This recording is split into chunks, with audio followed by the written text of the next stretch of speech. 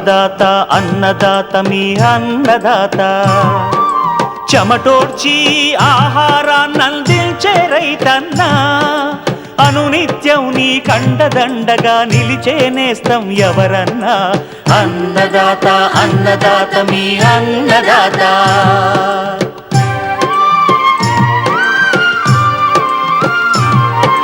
నూతన రీతుల సాగుబడికి నూరింతలు పెరిగే దిగుబడికి సూచనలిచ్చే సస్య రక్షణకు పశు పోషణకి శాస్త్ర విజ్ఞానం అందించి ముందుకు నడిపే తెలుగు రైతు భారతదేశానికి మకుటం అయ్యేలా తీర్చిదిద్దే ఆశయంతో మిమ్ము మేలు కొలిపేది అన్నదాత అన్నదాత అన్నదాత మీ అన్నదాత అన్నదాత అన్నదాత మీ అన్నదాత.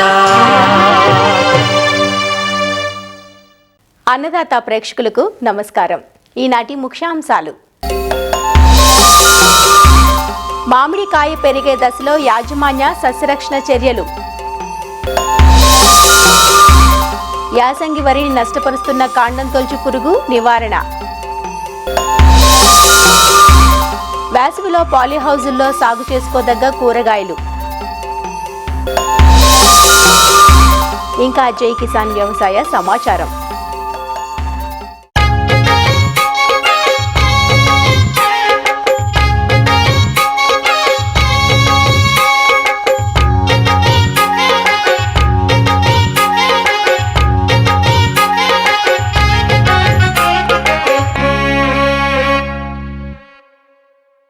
తెలంగాణలో సాగవుతున్న యాసంగి వరి ప్రస్తుతం చాలా ప్రాంతాల్లో దుబ్బు దశలో ఉంది. ఈ దశలో వరి పంటకు చీడపీడల ప్రభావం ఎక్కువగా ఉంటుంది. నారుమడి దశ నుంచి ఆశించే కాండం తొలచు పురుగు, పంట పిలక దశలో మొవ్వు పురుగుగాను, ఈనిక దశలో తెల్ల కంకి పురుగుగాను పైరుకు తీవ్ర నష్టం చేస్తుంది. తెల్ల కంకులు వచ్చాక నివారించడం కష్టం కాబట్టి ఇప్పటి నుంచే సమగ్ర చర్యలతో అదుపు చేయాలి. కాండం తొలచు పురుగు నివారణకు సమగ్ర సస్యరక్షణ చర్యల గురించి తెలియజేస్తున్నారు మెదక్ జిల్లా వ్యవసాయాధికారి దేవ్ కుమార్. ముఖ్యంగా వరిలో మొదటి దశలో మనం తీసుకోవాల్సిన జాగ్రత్తలు ఏంటి అని అంటే, ఫస్ట్ నారుమడి 25 రోజుల నుంచి 30 రోజుల్లో మనం నాటేసుకోవాలి. ముఖ్యంగా ఈ టైంలో ఆశించే పురుగు ఏంటి అని అంటే స్టెమ్ బోరర్ అంటారు, లేదా కాండం తొలచే పురుగు. ఇది నాటేసే కంటే ముందు మనం ఏం చేయాలి అని అంటే కొనలు తుంచేసి నాటేసుకోవాలి. ఈ కొనలు ఎందుకు తుంచేయాలి అని అంటే, కాండం తొలచే పురుగులు ఆ గుడ్లు అనేవి మొదల్లో పెడతాయి అన్నమాట. మొదల్లో తుంచేసాము అని అంటే గుడ్లు చచ్చిపోతాయి. ఇంకొకటి ఏంటంటే, నారుమడిలో కూడా మనము నాటేయడానికంటే ముందు ఒక వారం రోజులకి ముందుగా మనం కార్బోఫ్యూరాన్ 3G గుళికలు అనేవి ఎకరాకు సరిపడే నారుమడిని కిలో గుళికలు వేసుకోవాలి. దాని తర్వాత మనం ఈ కొనలు తుంచేయాలి. ఈ రెండు మనం పనులు చేసినట్టయితే పంట కాలంలో ఈ కాండం తొలచే పురుగు ఆర్ స్టెమ్ బోరర్ అనేది రాదనమాట.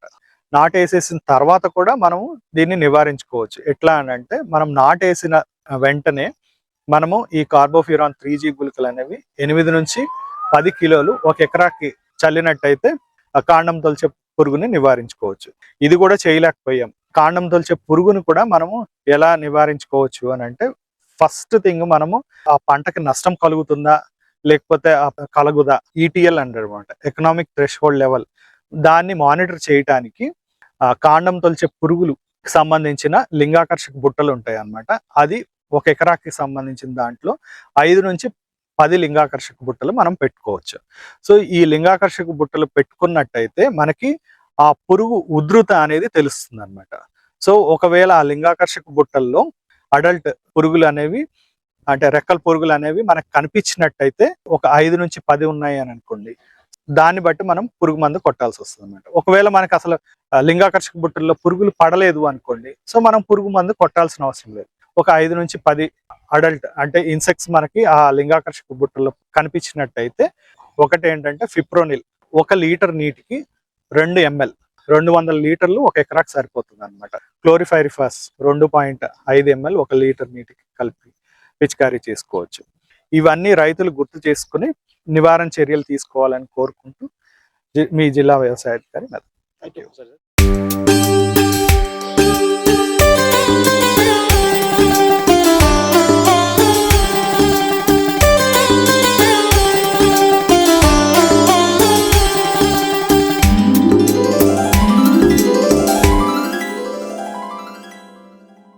వాతావరణ ప్రతికూలతల నడుమ పెరుగుతున్న జనాభాకు సరిపడ ఆహార పదార్థాలను అందించాలంటే రైతుకు కత్తి మీద సామే. ఎండా వానల నుంచి కొంతవరకు ఊరట కలిగిస్తాయి రక్షిత సాగు విధానాలు. పాలీహౌస్ సేద్యంలో ఆరంభపు పెట్టుబడులు భారీగా ఉంటున్నా ఆనక నాణ్యమైన దిగుబడులు సాధించే అవకాశం ఉంటుంది. దీంతో స్తోమత కలిగిన రైతులు పాలీహౌస్, షేడ్ నెట్ హౌజుల్లో పంటలను పండిస్తూ అన్సీజన్లోనూ నాణ్యమైన దిగుబడులు సాధిస్తున్నారు. మరి ప్రస్తుత వేసవిలో పాలీహౌజుల్లో ఎలాంటి కూరగాయ పంటలు సాగు చేసుకోవచ్చో తెలియజేస్తున్నారు ఆచార్య ఎన్జీ రంగా వ్యవసాయ విశ్వవిద్యాలయం, పశ్చిమ గోదావరి జిల్లా ఉండి కృషి విజ్ఞాన కేంద్రం శాస్త్రవేత్త డాక్టర్ బిందు ప్రవీణ. ఈ మార్చి నెలలో వచ్చేసరికి ఈ హరిత గృహాల్లో మనకి టమాటా కానీ, పచ్చిమిర్చి కానీ, కీరా కానీ, కాకర కానీ, ఆకుకూరలు కానీ, అదేవిధంగా కొత్తిమీరను కూడా మనం సులభంగా కూడా వ్యాపారశాలలో మనం పండించుకోవడానికి అవకాశంగా ఉంటుంది. పాలీహౌస్లో క్యాప్సికమ్ సాగు చేస్తున్న రైతులు ఏప్రిల్ మే నెలాఖరు వరకు కూడా సాగును అనేది పొడిగించుకోవాలి. కాయ పరిమాణం తగ్గినా కూడా కాయలు అనేది మొక్కకు వస్తూ ఉంటాయి. వేసవిలో ఈ పాలీహౌస్లు కానీ, హరిత పందుల్లో కానీ పెంచడానికి అనువైన కూరగాయల రకాలను, ప్రత్యేకంగా వేసవి ఉష్ణోగ్రతను తట్టుకునే రకాలను మనం ఎంచుకోవాలి. టమాటా రకాలు వేసవిలో సూట్ అయ్యి చూసుకున్నట్లయితే హింసోనా సబ్రియా అనే రకాలను మనము ఈ పాలీహౌస్ల్లో రైతులు వ్యాపారశాలలో కూడా పెంచి మంచి ఫలితాలు అనేది సాధించవచ్చు. టమాటాలో ఈ రకాలే కాకుండా సెమీ డిటర్మినేట్ రకాలు, అంటే ఎక్కువ ఎత్తు పెరగని రకాలను కూడా మనం పాలీహౌస్ల్లో పెంచుకోవచ్చు. వేసవిలో సాగుకు పచ్చిమిర్చిలో పోసా జ్వాల ఈ రకము కూడా రైతులు పండించి మంచి ఫలితాలు అనేది పొందవచ్చు. వేసవిలో తక్కువ కాలంలో ఎక్కువ దిగుబడినిచ్చే పంట ఇంకొకటి చూసుకున్నట్లయితే కీరా దోస. యూరోపియన్ రకానికి గిరాకీ ఉంది. వివిధ కంపెనీల ద్వారా నుంచి కూడా వీటి విత్తనాలు అనేది మార్కెట్లో దొరుకుతున్నాయి. రైతులు ఏంటంటే ఫలదీకరణం లేకుండా కూడా కాయలు ఏర్పడే రకాలను వాటిని మాత్రమే ఎంచుకోవాలి. దీనివలన ప్రతి కణుపుకు ఏంటంటే పూత కాయలు అనేది ఏర్పడి దిగుబడులు అనేది రావడానికి మంచి అవకాశం ఉంటుంది. ఈ హరిత గృహాల్లో ఏంటంటే కాకర కూడా పందిళ్ళు వేసి కూడా మనం పెంచవచ్చు. ఈ కాకరలో ఏంటంటే కాయలు అనేది ఆకుపచ్చ రంగు కలిగి ఉండి ఎక్కువ బరువు ఉండే రకాలను మనం ఎంచుకోవాలి. హరిత పందిళ్ళలో కాకరను మార్చి నుంచి జూలై మొదటి వారం లేక తొలకరి వానలు పడే వరకు కూడా మనం సాగు చేయవచ్చు. ఆకుకూరల విషయానికి వస్తే అధిక ఉష్ణోగ్రత వల్ల బయట ప్రదేశాల్లో ఈ ఆకుకూరలు అనేది పండించినా కూడా పెద్ద నాణ్యత కలిగిన పంటను మనం ఆశించలేము. అందువల్ల ఏంటంటే ఈ పాలీహౌస్ల్లో ఈ వేసవికాలంలో ఆకుకూరలను పండిస్తే మంచి గిరాకీ అనేది వచ్చి రైతులు అనేది ఆర్థికంగా కూడా రైతులకి ఎంతో ఉపయోగపడుతుంది. తక్కువ సమయంలో కూడా ఎక్కువ దిగుబడులను కూడా పాలీహౌస్ల్లో రావడం అనేది జరుగుతుంది. కొత్తిమీర పండించుకుంటే ఏంటంటే ఎక్కువ గిరాకీ ఉంటుంది మార్కెట్లో. ప్రస్తుతం కొత్తిమీరలో 3 నుంచి 4 సార్లు కోయగలే రకాలు మార్కెట్లో అందుబాటులో వచ్చాయి. అదేవిధంగా దీనికి ఏంటంటే ఎకరానికి 20 నుంచి 22 కిలోల విత్తనం అవసరం అవుతుంది. ఎకరం పొలం కూడా 3 నుంచి 4 సమాగాలు చేసుకుని వారం రోజుల వ్యవధిలో కూడా మనం విత్తుకున్నట్టయితే వేసవి చివరి వరకు కూడా మనం కొత్తిమీర అనేది మార్కెట్కి సరఫరా చేసి అధిక దిగుబడిని అనేది ఆశించవచ్చు.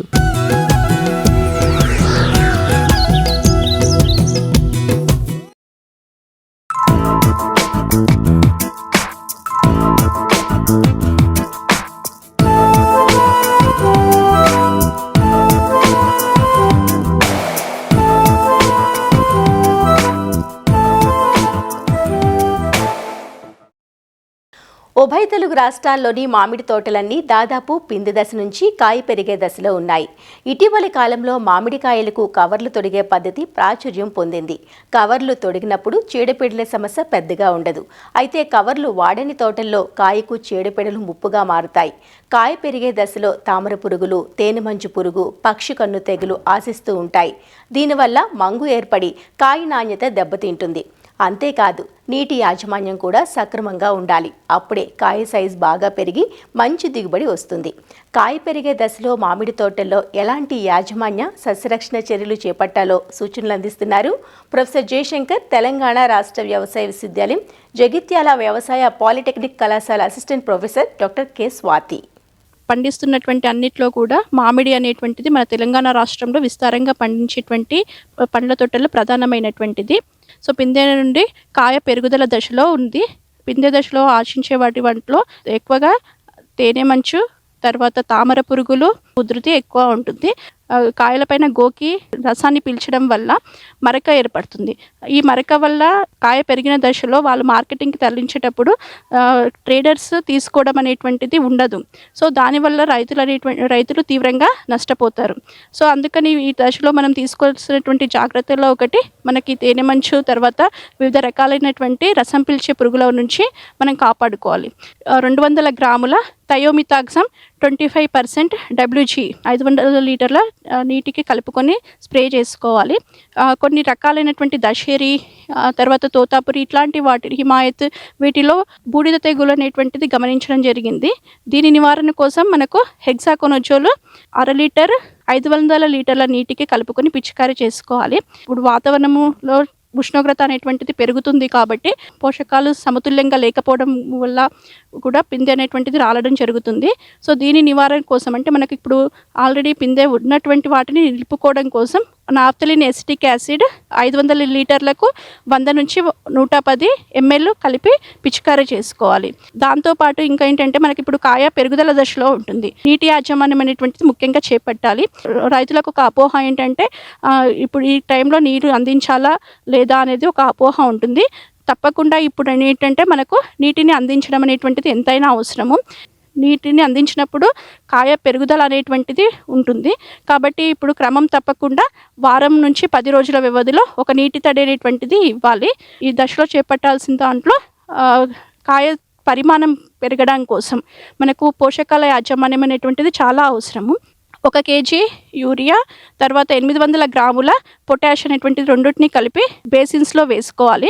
అంతేకాకుండా పొటాషియం నైట్రేట్ కనుక ఈ టైంలో కనుక మనం స్ప్రే చేసుకుంటే ఇందులో ఏంటంటే మనకు పొటాషియం నైట్రేట్ వల్ల కాయ పెరుగుదలకు దోహదపడడంతో పాటే కాకుండా కాయ రంగు అనేటువంటిది, నాణ్యత అనేటువంటిది పెరుగుతుంది. దాంతోపాటు సూక్ష్మ పోషకాల్లో ముఖ్యంగా జింక్, తర్వాత బోరాన్ 25 to 30 grams మనము వేసుకుంటే కనుక కాయలు పగుళ్ళు అనేటువంటివి రాకుండా తర్వాత సైజ్ అనేటువంటిది పెరగడానికి దోహదపడుతుంది.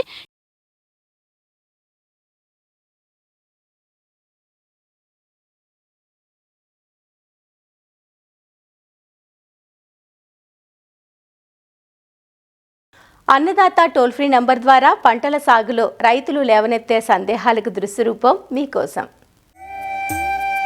బెండ విత్తాలనుకుంటున్నాం, ఇప్పుడు విత్తుకోవచ్చా? సాగు విధానం తెలియచేయండి అని అడుగుతున్నారు నంద్యాల జిల్లా గడివేముల నుండి బాలనాగిరెడ్డి. మరో రైతు అనంతపురం జిల్లా కళ్యాణదుర్గం నుండి రమేష్. బెండ ఉష్ణమండల పంట. పగటి ఉష్ణోగ్రతలు 25 నుంచి 40 డిగ్రీల సెంటీగ్రేడ్ ఉన్న చోట బాగా వస్తుంది. వేసవిలో ఫిబ్రవరి మార్చ్ మాసంలో విత్తుకోవచ్చు. బెండ సాగుకి సారవంతమైనటువంటి ఇసుక నేలలు అనుకూలం. మురుగునీటి సౌకర్యం గల ఇసుకతో కూరుకున్నట్టు నల్లరేగడి నేలలు, సారవంతమైన బరువు నేలలు అనుకూలం. నేల ఉదయ సూచిక 6 నుంచి 6.8 ఉన్న నేలలు అనుకూలం. బెండ సాగుకు అనువైనటువంటి రకాల్లో పర్బని క్రాంతి, పూసా మక్మలి, కోవన్, MDU1, పంజాబ్ పద్మిని, గుజరాత్ భేండి 1, అర్క అభయ, అర్క అనామిక అనే రకాలు అనువైనవి. ఇవే కాకుండా సంకర్ రకాల్లో వర్ష, విజయ్, విశాల్, నాథ్ శోభ. ఎగుమతికి అనువైనటువంటి రకాల్లో పంజాబ్ పద్మిని, వర్ష, విశాల్, నాథ్ శోభ ప్రధానమైనవి. బెండను వేసవిలో సాగు చేస్తున్నప్పుడు ఎకరానికి 7 నుంచి 8 కిలోల విత్తనం అవసరం.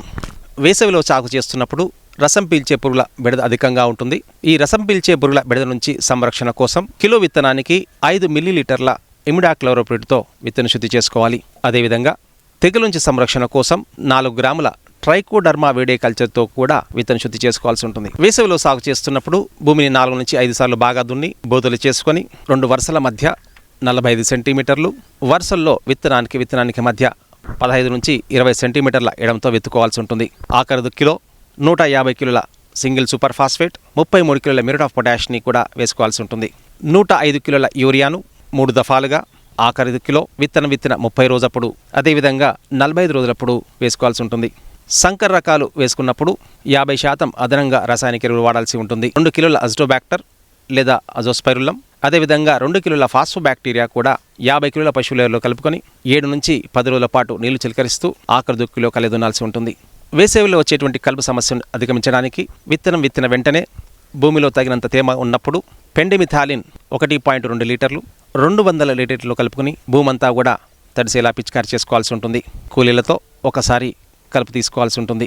నీటి యాజమాన్య విషయానికి వస్తే విత్తిన వెంటనే ఒక తడి, 3వ రోజు మరొక తడి, తర్వాత వాతావరణ పరిస్థితులను బట్టి నేల స్వభావాన్ని బట్టి తడి ఇచ్చినట్లయితే మంచి ప్రతిఫలం ఉంటుంది. బెండ సాగులో వచ్చేటువంటి ప్రధానమైన కీటకాల్లో పచ్చదోమ, పిల్ల మరియు తల్లి పురుగులు ఆకులను ఆశించి గుచ్చి రసాన్ని పీల్చడం వలన ఆకుల యొక్క అంచులు ఎండిపోవడం, ఆకు రంగు కోల్పోవడం జరుగుతుంటుంది. పచ్చదోమ నివారణకు డైమిథియేట్ 2 ml 1 లీటర్ నీటికి చొప్పున కలిపి పిచికారి చేసుకోవాల్సి ఉంటుంది. లేదా ఇమిడాక్లోరోప్రిడ్ 3 మిల్లీలీటర్లు 10 లీటర్ నీటి కలిపి పిచికారి చేసినా కూడా మంచి ప్రతిఫలం ఉంటుంది. బెండ పంటలో తెల్లదోమ కూడా ఆశించి ఎక్కువగా నష్టం చేస్తూ ఉంటుంది. ముఖ్యంగా పిల్ల పురుగులు, తల్లి పురుగులు బెండ ఆకులను, కాయలను, కొమ్మలను ఆశించి గుచ్చి రసాన్ని పీల్చడం వలన ఆకులు గిడసబారుతాయి. ఈ తెల్లదోమలు పల్లాకు తెగులు కూడా వ్యాపింపజేస్తాయి. తెల్లదోమ నివారణకు పసుపు రంగు జిగురు అట్టాలు, అదేవిధంగా నీలి రంగు చాట్లు పెట్టాల్సి ఉంటుంది. ఈ పురుగు నివారణకు డైమిథియేట్ 2 ml 1 లీటర్ చొప్పున కలిపి పిచికారి చేసుకోవాలి. లేదా ఫిప్రోనిల్ 2 ml 1 లీటర్ చొప్పున పిచికారి చేసుకోవాల్సి ఉంటుంది. లేదా ఇమిడాక్లోరోప్రిడ్ 3 ml 10 లీటర్ల చొప్పున పిచికారి చేసుకోవాల్సి ఉంటుంది. ఎర్రనల్లి కూడా ఆశించి నష్టం చేస్తూ ఉంటుంది. ఎర్రనల్లి ఆశించినప్పుడు పొడమచ్చలు ఏర్పడతాయి, ఆకులు పత్రహరితాన్ని కోల్పోతాయి. ఎర్రల నివారణకు నీటిలో కరిగే గంధకం 3 గ్రాములు 1 లీటర్ నీటికి చొప్పున కలిపి పిచికారి చేసుకోవాల్సి ఉంటుంది. మరొక ప్రధాన కీటకం కొమ్మ మరియు కాయ తొలచి పురుగు. తొలి దశల్లో కొమ్మలను ఆశించి తొలిచి పత్రహరితాన్ని తిని లోపలికి వెళ్తుంది. తర్వాత కాయను ఆశించి కాయను రంధ్రం చేసి లోపల ఉన్నటువంటి విత్తనాలను, గుజ్జును తింటుంది. ఈ పురుగు నివారణకు సమగ్ర సస్యరక్షణ చేపట్టాల్సి ఉంటుంది. ఎకరానికి 4 నుంచి 5 లింగాకర్ష బుట్టలు పెట్టాల్సి ఉంటుంది. అదేవిధంగా నోవాలురాన్ 1.5 ml 1 లీటర్ చొప్పున పిచికారి చేసుకోవాల్సి ఉంటుంది. బెండ సాగులో కనిపించే ప్రధానమైన సమస్య పల్లాకు తెగులు. ఈ తెగులు సోకిన ఆకుల యొక్క ఈనెలు పసుపు రంగులోకి మారతాయి, కాయలు గిడసబారుతాయి, తెల్లగా మారుతాయి. ఈ తెగులు సమస్యను అధిగమించడానికి తట్టుకునే రకాలను సాగు చేసుకోవాల్సి ఉంటుంది. పొలంలో తెగులు లక్షణాలు కనిపించిన మొక్కలను ఏరి నాశనం చేయాలి. తెగులు లక్షణాలు కనిపించిన వెంటనే అసిఫేట్ 1.5 గ్రాములు లీటర్ నీటికి చొప్పున కలిపి పిచికారి చేసుకోవాలి. లేదా అసిటామిప్రిడ్ 1 గ్రాము 1 లీటర్ చెప్పి పిచికారి చేసి కూడా నివారించుకోవచ్చు. రకాన్ని బట్టి బెండ విత్తిన 45 నుంచి 50 రోజులకు కోతకు వస్తుంది. పూత పూసిన 4 నుంచి 6 రోజులకు కోత కొయ్యవచ్చు. కోత ప్రారంభించిన తర్వాత ప్రతి 2 నుంచి 3 రోజులకు ఒకసారి కోత కొయ్యాల్సి ఉంటుంది.